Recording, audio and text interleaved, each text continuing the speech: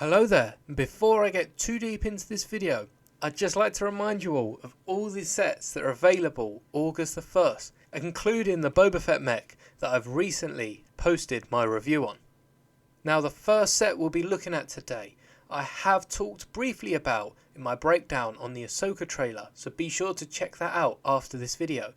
But it is the Ghost and Phantom 2, which you can see is seated just on the back of the Ghost in the top right of your screen. Now this set comes in at nearly 150 quid or 170 euros and $160, and with 1,394 pieces is valued at just over 10 pence per brick. Now there is a great plethora of minifigures here, as not only do we get Hera and Chopper along with Jason Syndulla, but two other minifigures that I think will be key to telling the story through Ahsoka. The Ghost itself has a nice little interior that when you remove the top panel is revealed, as well as cockpits where Hera can be seated, and Jason also fits in the Phantom 2, which can be detached and flown separately. Chopper also includes some very nice back printing that has been shown on one of the images straight from lego.com, and for these two figures on the right you can see I've added Crix Medine and Zeb Aurelius' head over, as they do make nice custom minifigures if you don't want to buy the pieces separately. This is not the first Ghost we have got, much like loads of these sets that are coming out recently. This is the previous Ghost, and I think the new one is just so much of an upgrade and is great that it includes the Phantom 2 and it is not sold separately. The second set is Ahsoka Tano's T6 Jedi Shuttle and is about 65 quid, 75 euros or $80.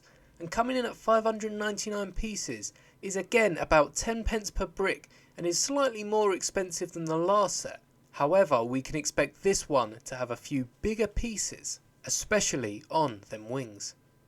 This set also gives us the name of that Inquisitor-like figure fighting Ahsoka in the trailer, and we now know, if you can see through the blur, that the creature is called Marok. Once again we have a very nice minifigure selection, especially Ahsoka with not only her arm printing but her nice clear blades. Sabine does also come with her Mandalorian helmet, and Hyung has some sort of backpack on him, but the ship overall is a decent design with its cockpit and a little area in the back being accessible. Once again this is very similar to an older set we got of the T6 Jedi Shuttle. However, I'm very happy they've gone with the dark red and grey pieces compared to the old white and red, as it does look much better in LEGO form. Another one of these Ahsoka sets is the New Republic E-Wing versus Shin Starfighter, and I do believe this is the first time we get the surname of Shin. However, I'm not reading too much into it as the name does not sound at all familiar, and at £95, €105 and $110, coming in with 1,056 pieces, this set is just under 9 pence per brick, making it much more valuable than the last two that we have looked at. Now personally the minifigures are a little disappointment here, as except for the New Republic minifigures I did expect more from this set. The Magistrate has no printing on her skirt piece, Balon seems to be missing a hood or his cape and his shoulder pads, and much like Shin, also missing the hood or the cape.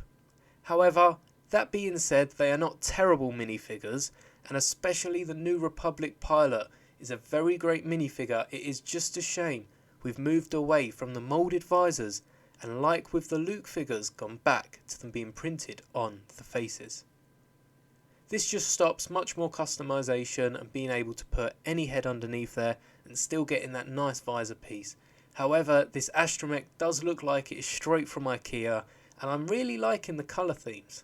Even though this is different from the ones we've seen in the trailer, we can assume that these astromechs are R2 units, or at least some new kind of R unit. The droids in this time being developed much more than the droids back during the Clone Wars. And same with all the other sets here, this E-Wing is not the first time we've had it, though is definitely a much better build than Jek 14's E-Wing, as it just looks more like an E-Wing and less like an X-Wing that has been modified to be something new. Now, with this absolute nightmare, the new Chewbacca, Hopefully it looks a bit different in person, but as an image this is pure nightmare fuel. 180 quid, 210 euros, $200, and at 2,319 pieces it does make it just under 8 pence a brick. But is it more valuable when it looks like this? I mean, to each their own, but I definitely will not be buying this, as I was alright with the Yoda and Grogu faces, but this is just a bit too creepy for my liking. It does come with a printed plaque, and as you can see at the bottom, the Chewbacca we have gotten so many times now. It would have been very nice for it to have printed arms or something to distinguish it from the rest. However, if you're a fan of Chewbacca, I'm sure that won't stop you picking this up. Now, all of these sets, including the advent calendar that I went over in my last video, are available September the 1st, which isn't that far away. I know we've still got the August wave to come, but it really does creep up on you. And also available September the 1st is this next set, the Coruscant Republic Gunship, coming in at about 130 quid, 150 euros, and perhaps $140. It is 1,083 pieces and does come with this Palpatine, a new Padme minifigure, Commander Fox, and 2 of his Coruscant guards. Now, Palpatine, we can assume, does have the dual head. Much like the new Emperor minifigure, we can assume the same expressions, especially as this right expression is already seen on the Palpatine, pictured next to Fox. However, the main question for this set will be whether the LAAT is coming in red or dark red, as dark red bricks tend to not fare up as well as red in the long term, and are not used as much by LEGO. Now, for them to come out with a full set of dark red pieces, it would not last very long, so this has to be a bright red colour, or at least have many other pieces holding it together on the inside. Perhaps we'll see if LEGO decide to announce it soon, as this is meant to be coming out in nearly a month's time. Now, the only set we have released in October for Star Wars is the UCS Republic Venator, which is coming in at about £500, 600 euros, and about $575. Now, much like the last set, these are all approximations, so the price could very well change up until its release date. But for 5,374 pieces, it is going to be a giant set. And we already know about Rex, and we can assume that he's going to come with the normal minifigure head for the clones, which is pictured bottom left, and perhaps have an extra patch where his inhibitor chip has been removed by Ahsoka, just like I've edited on screen. For the Yularen figure, we know it's a new Clone Wars era Yularen, and we can assume that he'll have similar gear to the Imperial officer from the UCS Star Destroyer, as the officer gear didn't change much between the Republic and Imperial eras. To youthen his face, we can also use Jacob Kowalski's face from the LEGO Fantastic Beasts series, and perhaps Agent Coulson's hair from LEGO Marvel. This gives us a very good idea of what this young Yularen will be looking like, and hopefully we can get some images very soon. The Holiday Special Diorama is a set that I'm not giving up on, and I can assume it will be about £40, €40, $40, as the price doesn't change too much on the cheaper sets. Just look at the new LEGO Professors brickheads from Harry Potter. With this price point, I can assume it will be about 400 pieces, which is pretty good. It's about half the size of all the other dioramas we've got, so it will be a smaller diorama than, say, the Emperor's Throne Room diorama. Now, I believe this will be based on a new holiday special we'll be getting this year, and will feature Rey and Finn in Christmas jumpers alongside Chewbacca and BB-8.